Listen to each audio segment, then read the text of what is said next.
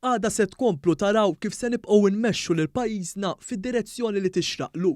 Dan kien il-messaġġ ewlieni tal-Prim Ministru mexxej Laburista Roberta Bela f'attività politika fin-Naxxar lejliet ma fil-Parlament jitħabbar il-baġġett għas-sena d-dieħla. F'messaġġ ċar il-Prim Ministru spjega kif dan l-aħħar xhur kienu strumentali biex il-Gvern jippjana u jwettaq. Hawnhekk tenna kif il-baġġett 2023 huwa wieħed mingħajr taxxi fejn fi żmien ta' sfida internazzjonali il-Gvern għażel li jmur lil mill-politika ta' austerità għal politika li toffri spalla għal Maltin u l-Awċin. Bil-pjan li għandna għas-sena d-dieħla se nkunu qegħdin nagħtu nsejħilha spinta oħra l qudiem biex inkomplu fl-implementazzjoni ta' dan il-pjan ambizzjuż illi għandna. Hemm ħafna xogħol xi jsir, middejna u naqna xogħol, dak ix-xogħol issa irid jitwettaq u jissarraf titjib fil-kwalità tal-ħajja tal-Maltin u tal-Awċin kollha. Imma kollox jibda mill-fatt li magħna tafu fejn qegħdin. Il-Prim Ministru qal kif il-baġġett għas-sena d-dieħla se jkun wieħed ġust ma' kulħadd. Se nresqu budget li huwa ġust ma' kulħadd. Imma li fih se ngħinu l-iżjed lil dawk li jifilħu l-inqas. Għaliex aħna gvern tar-ruħ soċjali. U dik hija l-politika li se nkomplu nimplementaw sakemm jibqa' meħtieġ li nibqgħu insostnu l-poplu tagħna. Imbagħad dak ta' għada se jkun budget illi se jibqa' jiffoka fuq il-kwalità tal-ħajja u kif se nibqgħu insostnu n-negozji ta' pajjiżna. Dr. Roberta Bela saħaq li mill-għadda ta' jum il-budget se tibda ħidma kruċjali sabiex tiġi implementata kull miżura mħabbra.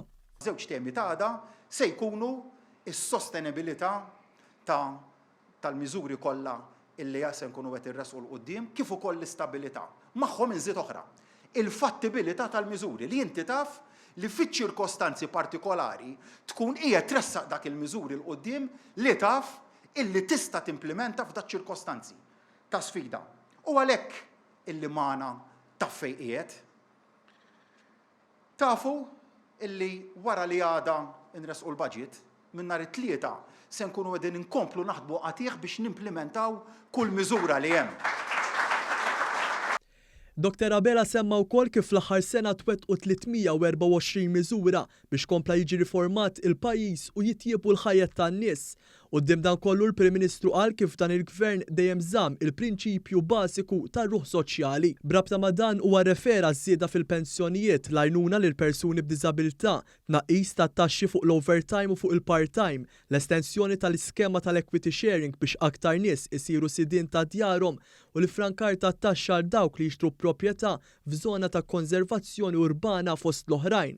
Il-Prim Ministru kompla billi fakkar kif fix-xhur li għaddew Gvern Laburista b'ruħ soċjali kompla jindirizza l-inġustizzji tal-immoddi, inġustizzji li f'25 sena ta' Gvern Nazzjonalista qatt ma sar xejn dwarhom, differenza l-Gvern Laburista li sena wara sena bi pjan sostenibbli qed jindirizzawhom. Sostna kif fuq kollox dawn huma miżuri li komplew iħallu l-flus fil-bwiet tan-nies. Saħħaħna wkoll l-istipendji, żidna il-mediċini fuq il-formularju tal-Gvern, daħħalna sa mill-bidu ta' Ottubru it-trasport b'xejn għal kull min jirriżjedi fil-Gżejjer Maltin.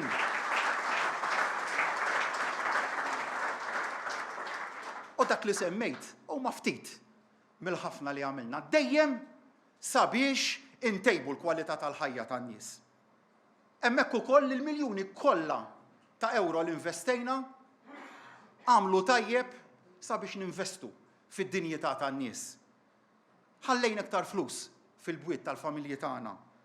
Il-Prim Ministru għamel referenza wkoll għal kif il-laqat li kellhom il-mexxejja Ewropej fl-aħħar jiem fi Brussell kienu kruċjali biex l-Ewropa ma tibqax ċassa quddiem il-pressjoni fis-settur tal-enerġija. Żied jgħid li bil-mod il-politika mħaddna fl-Ewropa qed tiżvolġi lejn linja simili għal dik ta' Malta, id-deċiżjoni kontra l-awsterità.